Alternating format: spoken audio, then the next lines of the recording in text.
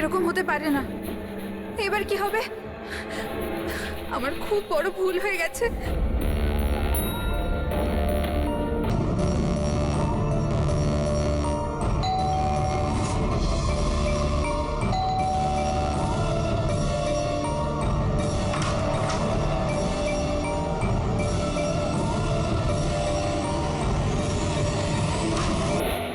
এদিকে এসো, এদিকে এসো। সব সব ঠিক আছে তো? তোমায় এভাবে কেউ দেখেনি তো? কেউ সন্দেহ করেনি তো? হ্যাঁ, সন্দেহ? বলো। কেমন সন্দেহ? কি অঞ্জলি, তুমি কাঁদছো কেন? আর তোমার চোখগুলো এরকম বসে গেছে কেন? তুমি তুমি এত কাঁদছো কেন? কি হয়েছে? তুমি আমায় জিজ্ঞাসা করছো কি হয়েছে? তুমি জানো না কি হয়েছে? আমি কি করে জানবো কি হয়েছে? আমি তো এইমাত্র বাড়ি এলাম। রঞ্জন, তুমি পাগল হয়ে গেছো নাকি আমায় পাগল বানাচ্ছো? এত বড় ঘটনা ঘটে গেল আমাদের সাথে আর তুমি এমন বিহেভ করছো যে যেন কিছু হয়ইনি। কি কি খেলা খেলছো তুমি? কি খেলা আরে আমি খেলছো কোনো তুমি? খেলা খেলছি না। কি তখন থেকে বলে চলেছো তুমি? রঞ্জন, কিছু ঘন্টা আগে তুমি তুমি খুন করেছো। কি? ওই লাশটা টুকরো করে ওই টুকরোগুলোকে পুকুরে ফেলে দিয়েছো আর আর তুমি এমন বিহেভ করছো যেন কিছু হয়নি। মনে করো তুমি কেন এমন বিহেভ করছো? অঞ্জলি, তোমার কি হয়েছে? কিছু নেশা টেশা করেছো নাকি তুমি? হ্যাঁ, পাগলের মতো কথা বলছো। আরে কি খুন, কি মার্ডার, কি কি এক মিনিট, এসব? এক হোয়াট ইজ মিনিট। Wrong with you? এক মিনিট, তোমার জামায় রক্ত, তোমার জামায় তো রক্ত আর আর আর মাথায়, তোমার মাথায় তো চোট লেগেছিল। আর এইসব তুমি জামা কোথায় চেঞ্জ করলে? কোথায় গেল এই সব কিছু? কত রক্ত পাগল হয়ে লেগেছিল। গেছো তুমি? আজ সকালে এই জামাটা পরেই তো গিয়েছিলাম অফিসে। এখন টায়ার্ড হয়ে এত রাতে অফিস থেকে বাড়ি এসেছি, টেনশনে রয়েছে, তুমি উল্টো পাল্টা বলে যাচ্ছ, ইরিটেট করছো আমাকে। আর এইসব কি গল্প তৈরি করছো খুন টুনের? হ্যাঁ, রঞ্জন, রঞ্জন ভালো করে মনে করো। হ্যাঁ, তুমি আমায় কল করেছিলে আর তুমি খুব ঘাবড়েছিলে। রঞ্জন, তুমি তুমি তুমি কাঁদছো কেন? সব ঠিক আছে তো? তখনই তুমি নিচে আসতে বলে আর সাথে টুল বক্স আর পরিষ্কার করার কাপড়ও নিয়ে যেতে বলেছিলে। অঞ্জলি। রঞ্জন, এটা কি করে হলো? এত রক্ত, এই চোট, আর আর তুমি এই সব জিনিস কেন আমাকে আনতে বললে? অফিস থেকে গাড়ি করে বাড়ি আসছিলাম তো রাস্তায় একটা মেয়ে আমার থেকে লিফট চাইলো। আমি ওর সাহায্য করতে গেলাম তো আমার উপর হামলা করে দিল, আমার উপর। আর আর আমি নিজেকে বাঁচানোর জন্য আমি ওর খুন করে দিয়েছি। অঞ্জলি, আমাদের এই লাশটাকে কোথাও একটা লুকাতেই হবে। ওই লাশটা আমরা শহরের বাইরে একটা পুকুরের কাছে নিয়ে গেলাম।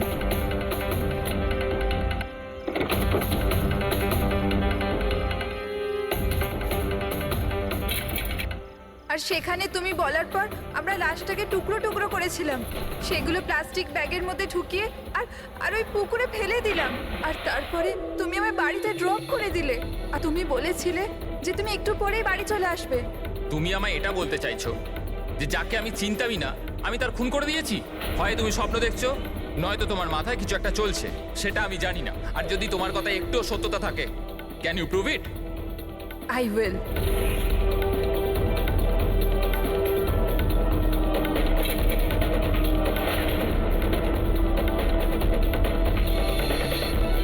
এই দেখো, আর এই দেখো।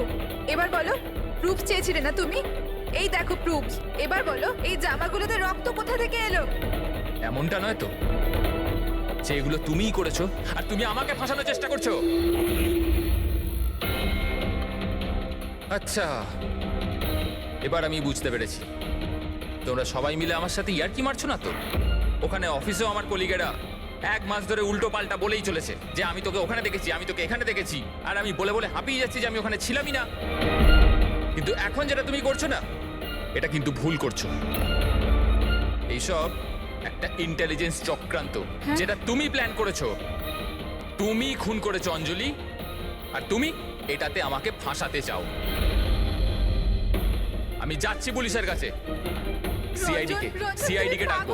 ছাড়ো। কেন এমন করছো? রঞ্জন, রঞ্জন, তুমি খুন করেছো, তুমি সিআইডি কে কেন ডাকছো?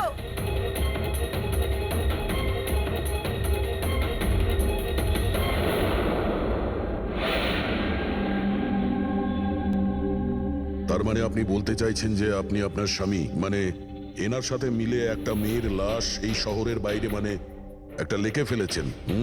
হ্যাঁ স্যার, আমি এটাই বলছি। আর এই সব কিছু আমি ওর বলাতেই করেছি। কিন্তু আপনার স্বামী তো বলছেন ইনি কিছু জানেনই না। ইনফ্যাক্ট উনি আমাদের এখানে ডেকেছেন। স্যার এই মহিলা সব উল্টোপাল্টা বলছে, আমাকে ফাঁসানোর চক্রান্ত হচ্ছে আর এও তাতে জড়িত। উল্টোপাল্টা আমি নয়, উল্টোপাল্টা এ বলছে। প্রথমে নিজের দোষ ঢাকার জন্য আমাকে দিয়ে এই সব কিছু করিয়েছে, আর এখন নিজেই না বলছে। স্যার আমি আপনাকে সত্যি কথা বলছি, আমি বলেছিলাম না যে আমার হ্যাঁ হ্যাঁ, ওই একই রকম দেখতে লোকের কথা, যে আপনার বন্ধু অ্যালেক্সরা আপনার মতো দেখতে লোকের সঙ্গে দেখা করছে। কিন্তু এটা মনে হচ্ছে না যে আপনার এই গল্পটা সত্যি কম আর কাল্পনিক বেশি লাগছে। স্যার এই লোকটা আপনাদের মিথ্যে বলছে, আমি সত্যি বলছি। ইনফ্যাক্ট আপনারা তো জানেনও না যে কি হয়েছিল। এমন কি হয়েছে? স্যার রঞ্জন আমাকে টুল বক্স আর একটা কাপড় নিয়ে নিচে পার্কিং এ ডেকেছিল, আর ওখানেও আমাকে বলল যে ও একটা মেয়েকে খুন করে ফেলেছে। সেখানে আমরা লাশের টুকরো করে জলে ফেলে দিয়েছিলাম। স্যার প্লিজ আমায় বিশ্বাস করুন স্যার, একই রকম দেখতে একটা লোক এরকম করছে, আর না হলে সবাই মিলে চক্রান্ত করছে যেটাতে আমাকে ফাঁসানো হচ্ছে। এক মিনিট, এক সময়ের জন্য চুপ থাকুন, আর আপনি আপনার গাড়ির চাবিটা দিন এক্ষুনি, এই মুহূর্তে। আর এখান থেকে লেকে যাব। একবার এই এভিডেন্সগুলো ফরেন্সিক ল্যাবে যাক, তাহলেই আমরা জেনে যাব যে আপনাদের দুজনের মধ্যে কে সত্যি বলছে আর কে মিথ্যে বলছে।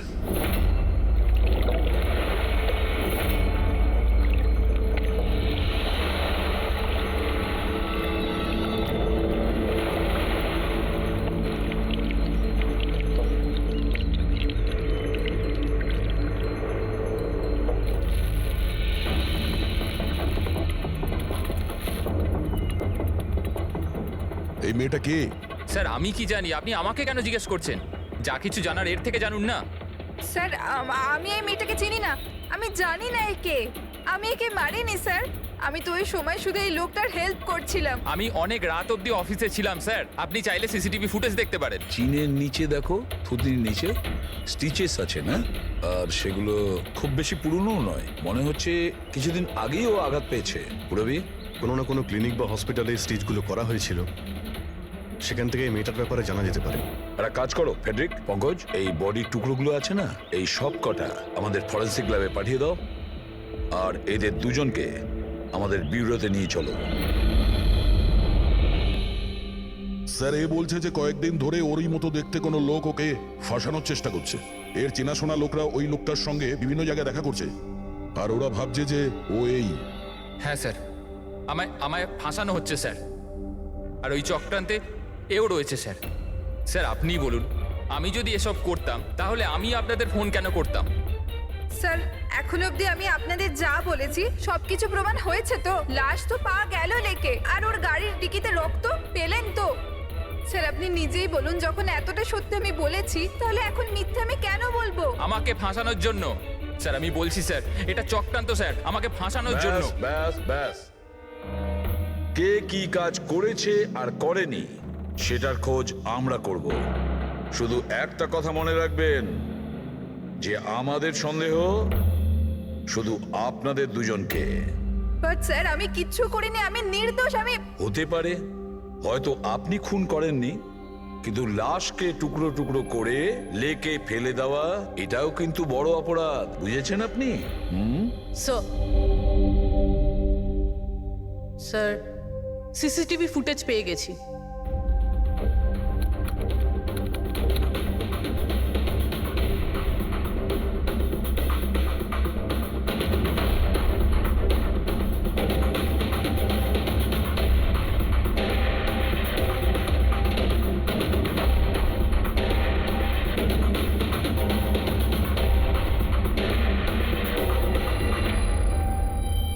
এ তো খালি।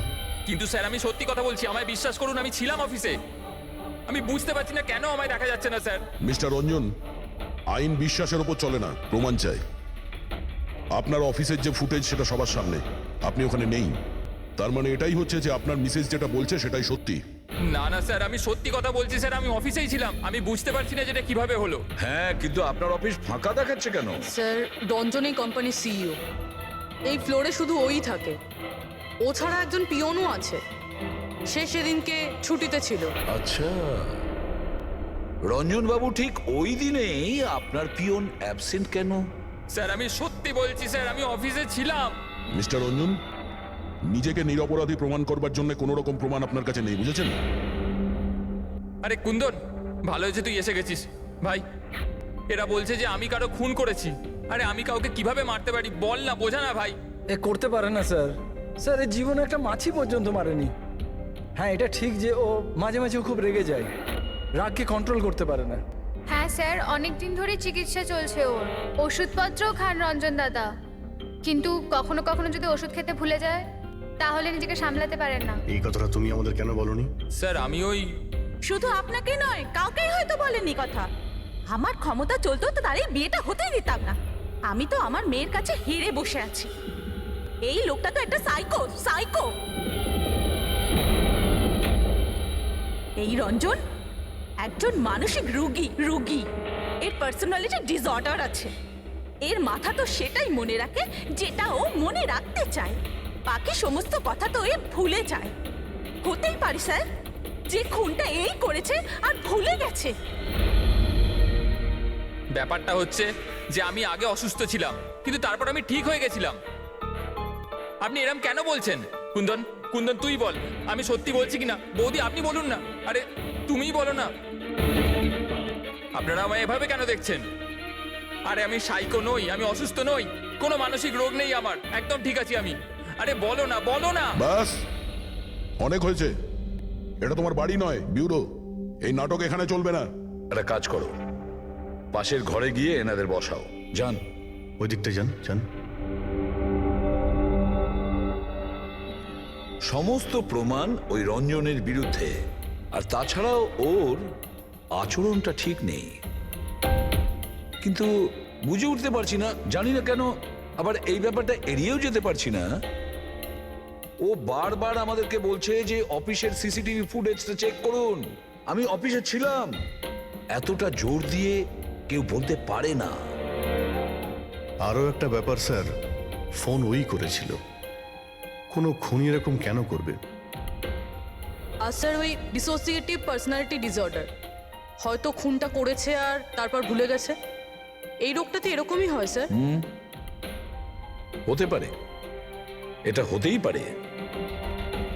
একটা কাজ করি আমরা, এই যে সিসিটিভি ফুটেজ আছে না, এটাকে ল্যাবে পাঠাই, চেক করিয়ে দেখি এই ফুটেজটা কেউ কোনোভাবে এডিট করে চেঞ্জ করেছে কিনা। আর স্যার ওই একই রকম দেখতে ব্যাপারটা। ও এটা বলছে যে ওর বন্ধুরা ওর মতো দেখতে লোকটাকে দেখেছে, আর ওই লোকটা ওর বন্ধুগুলোকে চিনতেও পারেনি। চলো ওর বন্ধুদের সাথে কথা বলি, জিজ্ঞাসাবাদ করি, জেরা করি, তারপর দেখি ওদের কথায় কতটা সত্যি আছে। স্যার হতে পারে এই চৈতালি আর কুন্দন রঞ্জনের শুভাকাঙ্ক্ষী হওয়ার চেষ্টা করছে, হয়তো তা নয়। আর এদিকে শায়লা, উনি তো চানই এই দোষটা রঞ্জনের ওপর আসুক, যাতে ওনার মেয়েকে আর এই বিয়েটা করতে না হয়। স্যার স্যার যে মেয়েটা মারা গেছে ওর ফটো হসপিটালের ক্লিনিকে পাঠিয়ে দিয়েছি। ওকে শনাক্ত করা হয়েছে। ওর নাম হলো অনামিকা। দুদিন আগেই ওখানে গেছিল ওর আঘাত দেখাতে। অনামিকা, অনামিকা, এই অনামিকার পুরো ফোন রেকর্ড চেক করো, খোঁজ নাও এ কোথায় থাকতো, কি করতো, এর সঙ্গে রঞ্জনের কি সম্পর্ক ছিল।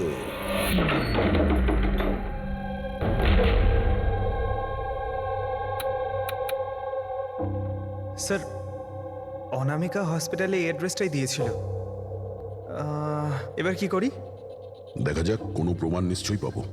একটু আশেপাশে দেখো কোনো প্রতিবেশী আছে কিনা। হ্যাঁ,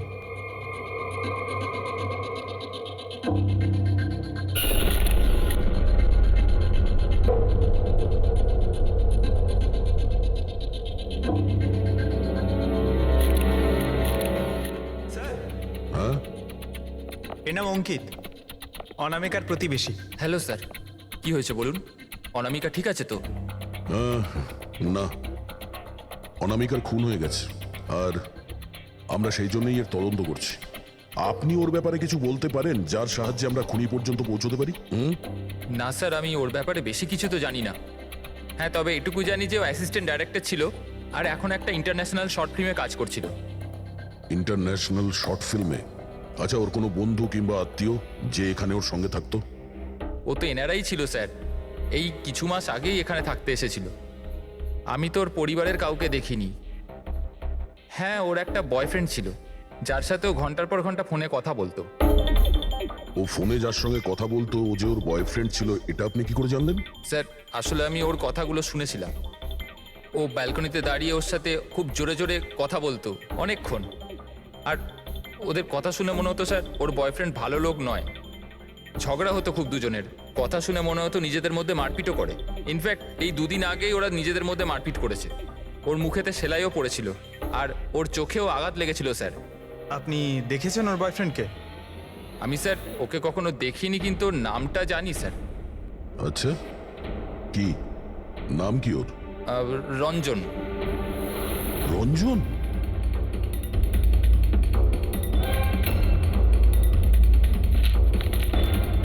স্যার, হ্যাঁ, এই দেখুন, এই অনামিকার পাসপোর্টে এই বার্সেলোনার ভিসা লাগানো রয়েছে।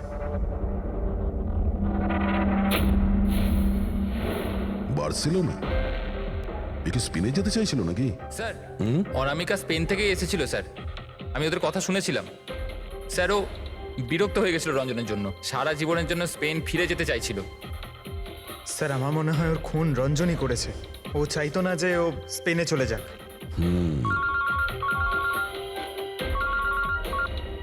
হ্যালো, স্যার অনামিকার ফোন রেকর্ডস পাওয়া গেছে। একটা নাম্বারে যেটাতে ও সবচেয়ে বেশি কথা বলতো সেটা রঞ্জনের কোম্পানির নামে রেজিস্টার্ড আছে। ও রঞ্জন, একটা কাজ করো, অনামিকার ফোনের শেষ লোকেশনটা কোথায় ছিল সেটা বার করো। এ অনামিকা কাল রাত্রে আপনার হোটেলে ছিল? I am not sure sir, ছিল না? আমার তো মনে হয় না। ঠিক আছে, আমাদের আপনার হোটেলের সিসিটিভি ফুটেজটা চেক করতে হবে। Sure sir.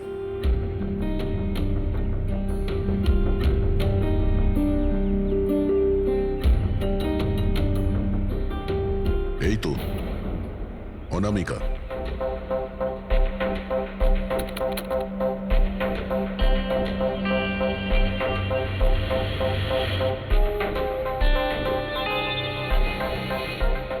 এটা কি ব্যাপার? ও ভেতরে গেল একটা হ্যান্ডব্যাগ নিয়ে আর বাইরে এলো একটা লাগেজ নিয়ে। আর সঙ্গে এই ছেলেটা কি? স্যার ও তো আমাদের বেল বয়। ওয়েল বয় কোথায় আছে এখন? কাল রাত্রে তুমি যখন ওই মেয়েটার লাগেজ নিয়ে বাইরে যাচ্ছিলে তখন ওর জন্য কেউ অপেক্ষা করছিল বাইরে? হ্যাঁ স্যার, একজন লোক তো ছিল, ওর জন্য ওয়েট করছিল। কে ছিল? লম্বা রোগা করে একজন ছিল। লম্বা রোগা করে? এ ছিল ওই লোকটা? স্যার মনে হচ্ছে তো এরকমই ছিল। দেখে তাই মনে হচ্ছিল মানে? স্যার ও দূরে দাঁড়িয়ে ছিল তাই আমি ঠিকমতো দেখতে পাইনি। ও, তার মানে এই রঞ্জন, ও আমাদের মিথ্যে কথা বলেছে। ও অনামিকাকে আগে থেকেই চিনতো আর শেষবার অনামিকা ওর সাথেই ছিল। রঞ্জন বলছে যে আপনারা ওকে আলাদা আলাদা জায়গাতে দেখেছিলেন, কিন্তু ও বলছে ও ওখানে ছিলই না। ব্যাপারটা কি বলুন তো? স্যার আমি একদিন কফি শপে কফি খাচ্ছিলাম, আমি দেখলাম যে রঞ্জন বাইরে কারোর সাথে কথা বলছে। রঞ্জন, রঞ্জন, এই রঞ্জন! স্যার আমি যখন ওকে ডাকলাম ও জানি না কেন আমার কথা না শুনে অন্যদিকে চলে গেল। রঞ্জন! কিন্তু স্যার যখন আমি এই ব্যাপারে ওর সঙ্গে কথা বললাম তখন ও বললো যে ওখানে ছিলই না। আমি জানি না ওখানে মিথ্যে কথা বললো।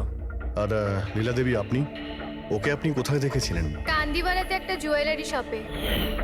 ওর সঙ্গে একটা মেয়েও ছিল। রঞ্জন, রঞ্জন! আচ্ছা, এই মেয়েটা ছিল কি? হ্যাঁ স্যার, এই মেয়েটাই ছিল। কিন্তু যখন ওর সঙ্গে আমি ফোনে কথা বললাম, বলতে শুরু করলো আমি তো ওখানে ছিলামই না। আর তোমার সঙ্গে কি এটাই ঘটেছে? হ্যাঁ স্যার, ও বাজারেতে আমার সামনে দিয়ে যাচ্ছিল, আমি ওকে হাত দেখালাম, হাই বললাম, মদন রে, কিন্তু ও সরাসরি আমায় ইগনোর করলো, অটোতে বসলো, চলে গেল। এদিকে দেখ ভাই, আমি রঞ্জন, রঞ্জন! ঠিক আছে, thank you very much. Sir এদের কথা শুনে মনে হচ্ছে রঞ্জন ইচ্ছে করে ওদের সামনে এসেছিল আর এরকম বিহেভিয়ার করেছে। কিন্তু অভিজিৎ, কি কারণ হতে পারে? এরকম ব্যবহার কেন রঞ্জন করেছিল? না না না না, কিছু না কিছু গোলমাল তো নিশ্চয়ই আছে অভিজিৎ। যেখানে যেখানে এরা রঞ্জনকে দেখেছে না, দেখি ওখানে কোনো সিসিটিভি ফুটেজ পাওয়া যায় কিনা।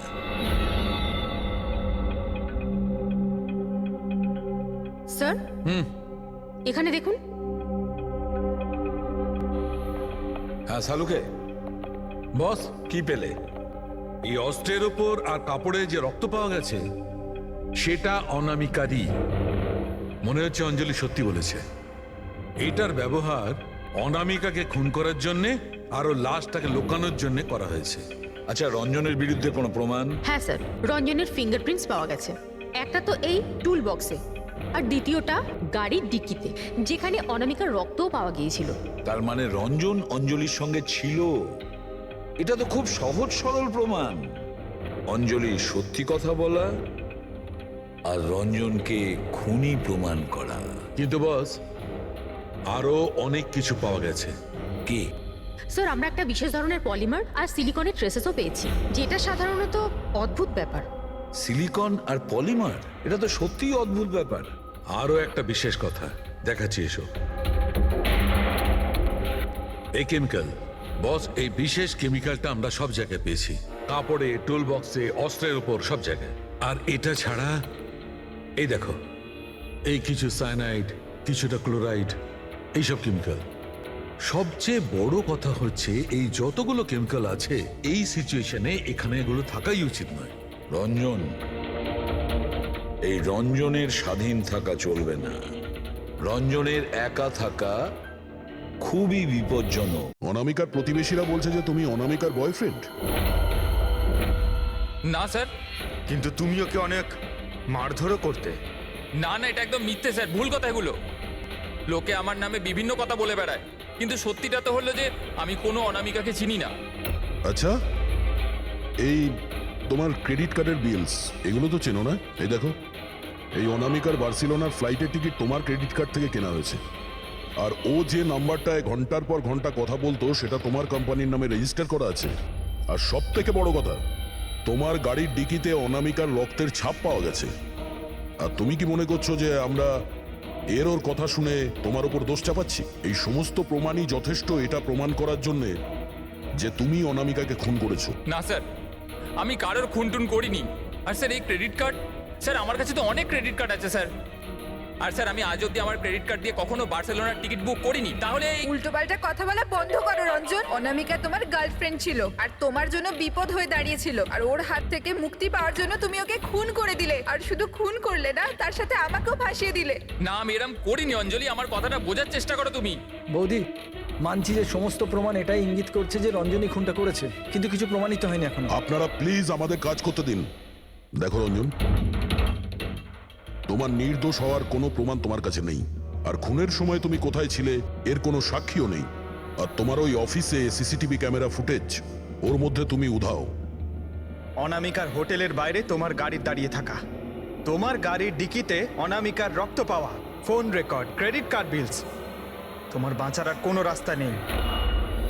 এই একই রকম দেখতে অ্যাঙ্গেলটা একবার পরিষ্কার হয়ে যাক, তারপর তোমাকে অ্যারেস্ট না করার কোনো কারণ আমাদের কাছে থাকবে না। ততক্ষণের জন্য তুমি এখানে নিজের বাড়িতেই নজরবন্দি থাকবে, ফ্রেডির তত্ত্বাবধানে।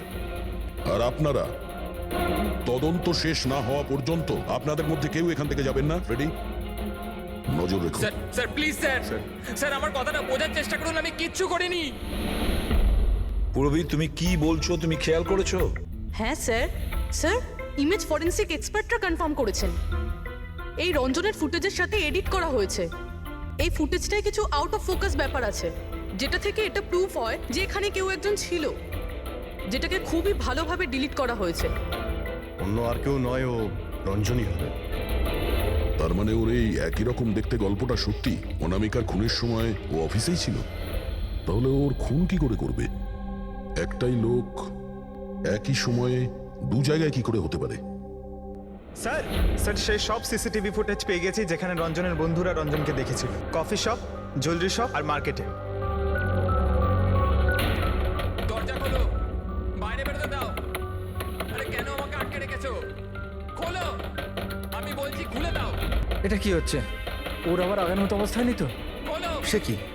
তাহলে তো ওনাকে কাবুতে আনার নিশ্চয়ই কোনো উপায় থাকবে। শুধু একটাই ওষুধ আছে, ঘুমের ইনজেকশন। খোলো, আমি বলছি দরজাটা খোলো। এখানে কেউ কাউকে আটকে রাখে নাকি? আমার তো খুব ভয় লাগছে, আমি দরজা ভেঙে মাথা বসবো। খারাপ হয়ে গেলে আবার কিছু করে নেবে না তো? সব এক একটা রত্ন এখানে, দরজাটা খোলো। আমি দেখছি। আরে কেন আটকে রেখেছো আমায়?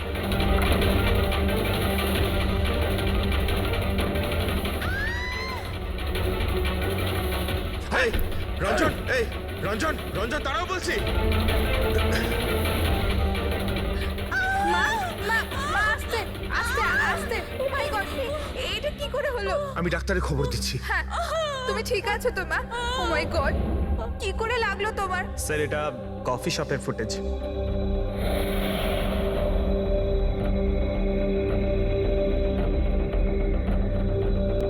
স্যার এবার জুয়েলারি শপ।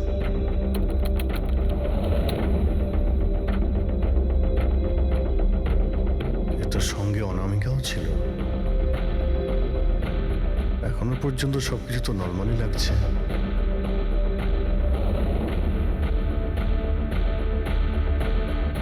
স্যার এবার মার্কেট প্লেস।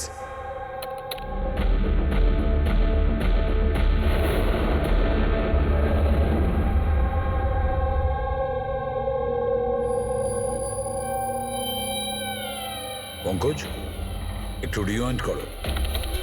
হ্যাঁ, আগে ওই রঞ্জনকে জুম করো।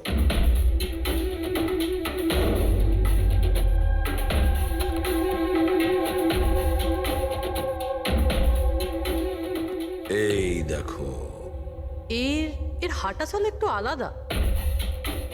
ও অন্য ধরনের জুতো পরে রয়েছে।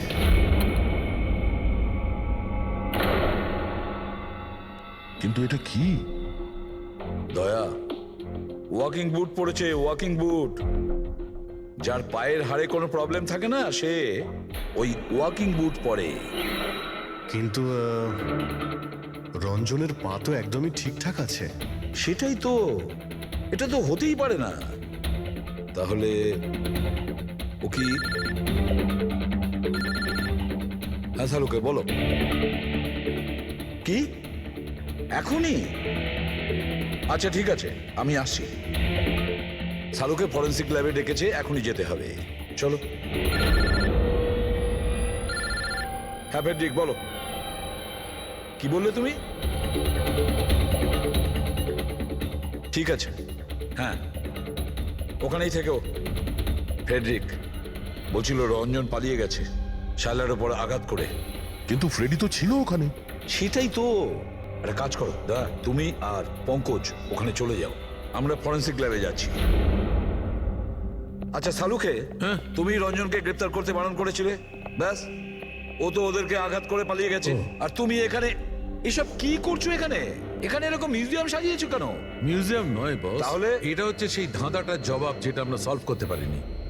হ্যাঁ, রঞ্জন পালিয়ে যাওয়াতে আমার খুব আফসোস হয়েছে, কিন্তু আই এম শিওর তোমরা ওকে ঠিক ধরে ফেলবে। তোমাদের মনে আছে ওই যে কেমিক্যালটা আমরা ক্রাইম স্পটে পেয়েছিলাম? তো তার সঙ্গে ওর কি সম্পর্ক? সেটা আমি আপনাদেরকে বলছি। আপনি কে? এ হচ্ছে জগৎ। এক মিনিট, সবকিছু বুঝতে পারবে বস। বেহুল, হাই স্যার। এবার এর সঙ্গে আবার এই কেসের কি সম্পর্ক? আপনারা ওর সাথে একটু মন দিয়ে কথা বলুন, দেখুন সবকিছু জানতে পারবেন। এটা বলুন তো যে আপনি কে, আর এই কেসের সঙ্গে আপনার কি সম্পর্ক? এক মিনিট। এনার চোখগুলো দেখে তো কেমন যেন একটা মনে হচ্ছে। শুধু চোখই নয়, এনার তো পুরো মুখের মধ্যেই কিছু গোলমাল আছে অভিজিৎ, ফেসের ওপরে গোলমাল আছে।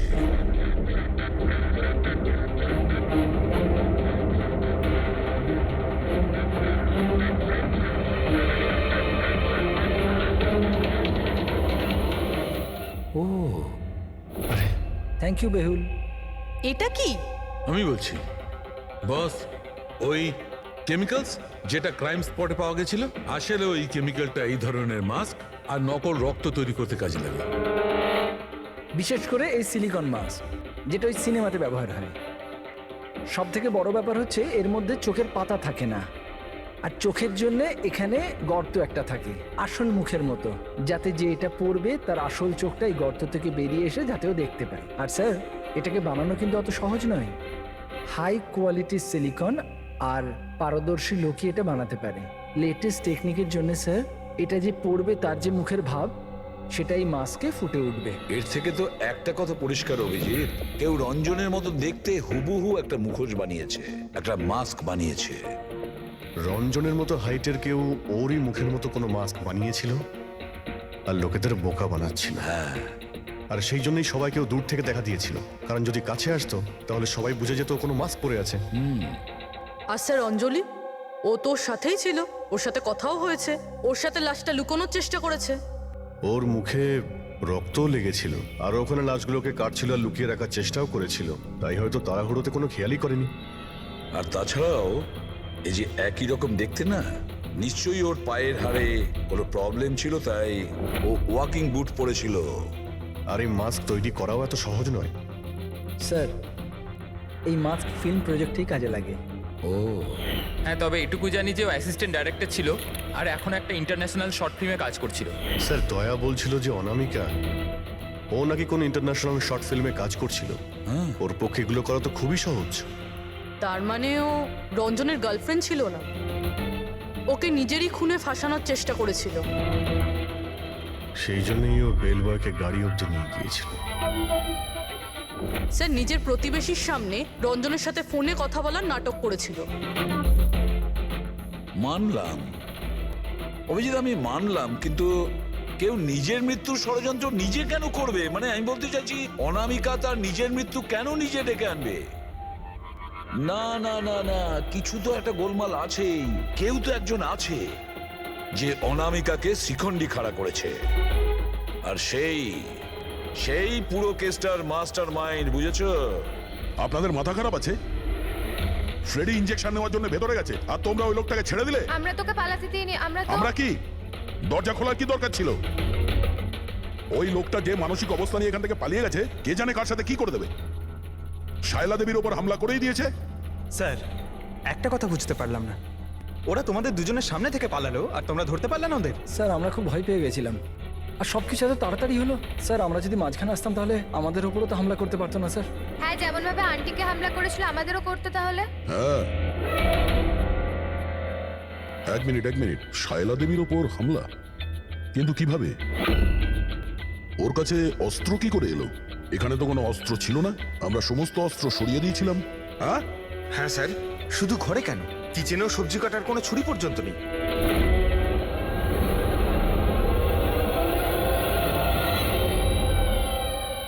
স্যার এ হলো আমাদের প্রোডাকশন হাউসের মেকআপ আর্টিস্ট, আর স্যার এ মাস্ক বানাতেও এক্সপার্ট। তুমি অনামিকার জন্য মাস্ক বানিয়েছিলে, তাই না? বানিয়েছিলে কি না? হ্যাঁ স্যার, উনি আমাকে টাকা দিয়েছিলেন, আর এটা তো আমার কাজই স্যার। তাহলে এটাও বলে ফেলো যে কাজটা কার জন্য করেছিল, এই মাস্কটা কার পরার কথা ছিল। বলো বলো, তাড়াতাড়ি বলো, সময় নেই আমাদের। আর হ্যাঁ, যার মুখের তুমি মাস্ক বানাও তার মাপ নেওয়ার দরকার আছে, ম্যাপিং করার দরকার আছে। হ্যাঁ স্যার। কার জন্য বানিয়েছিল ওই মাস্ক? কে ওই মাস্কটা পরতো?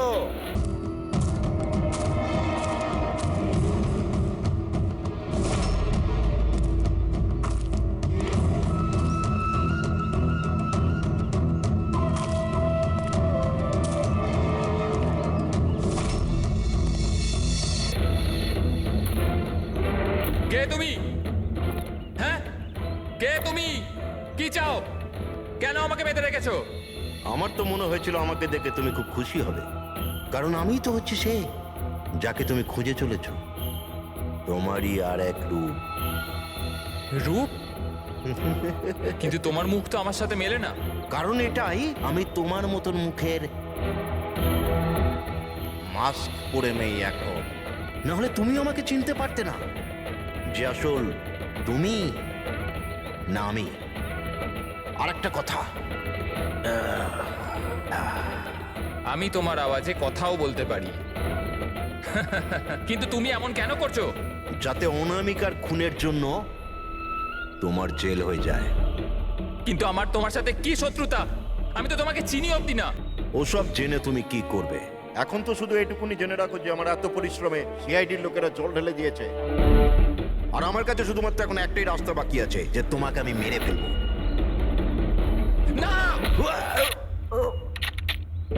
সিআইডি, তোমরা এখানে কি করে? তোমাকে ফলো করতে করতে এখানে পৌঁছেছি। ওই মেকআপ ম্যান সবকিছু বলে দিয়েছে তোমার ব্যাপারে। খুব ভুল করেছো তোমরা এখানে এসে। রঞ্জনকে তো আমি কিছুতেই ছাড়তে পারবো না, কারণ আমি ওকে মারবার জন্য কন্ট্যাক্ট নিয়েছি। কিন্তু এখন তোমরা ওর সঙ্গে মরবে।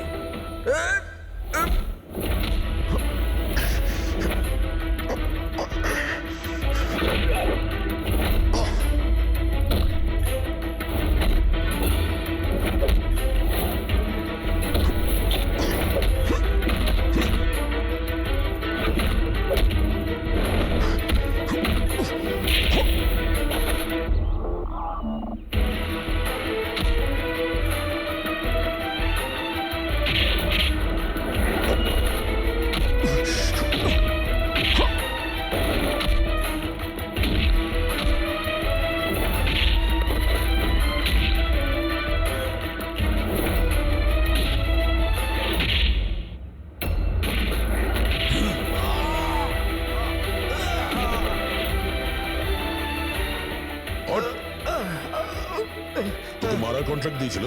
হ্যাঁ, কে দিয়েছিল? অনামিকা মারা যাওয়ার পরেও তোমাদের প্ল্যান চালু আছে। কে মাস্টার মাইন্ড? আমায় ক্ষমা করে দাও মা।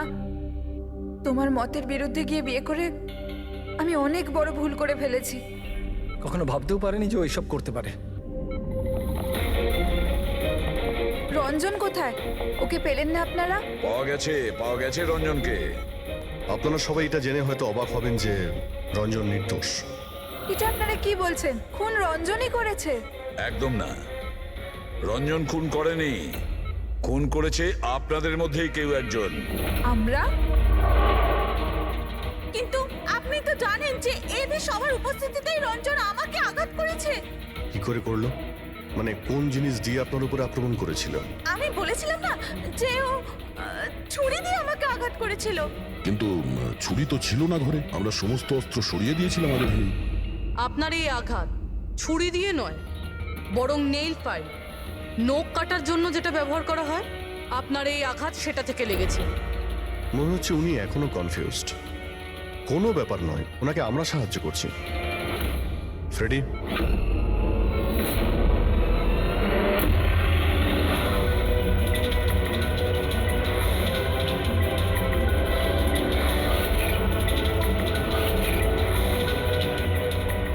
শাইলা ম্যাডাম, আমরা জানতে পেরে গেছিলাম অনামিকার প্রতিবেশী অঙ্কিত এসবের সঙ্গে যুক্ত।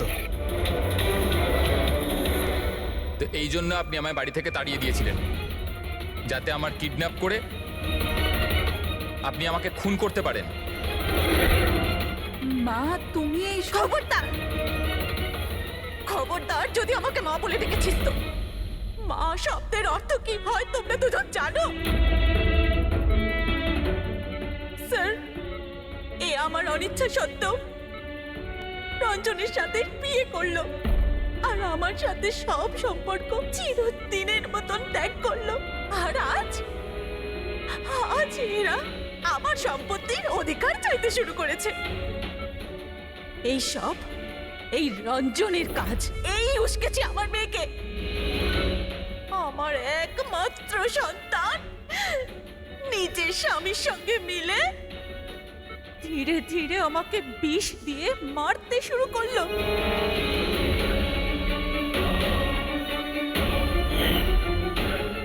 দুভোটা তাড়াতাড়ি করো অঞ্জলি, এটা নিয়ে গিয়ে মায়ের ঘরে রেখে দাও, যাও।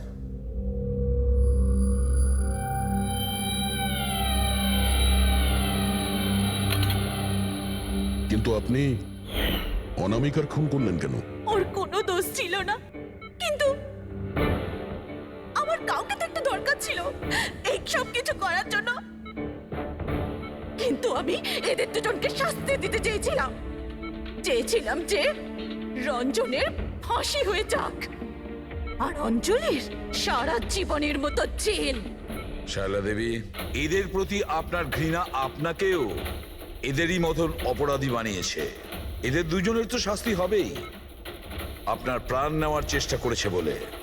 কিন্তু আপনারও কঠোর থেকে কঠোরতম শাস্তি হবে অনামিকাকে খুন করার অপরাধে।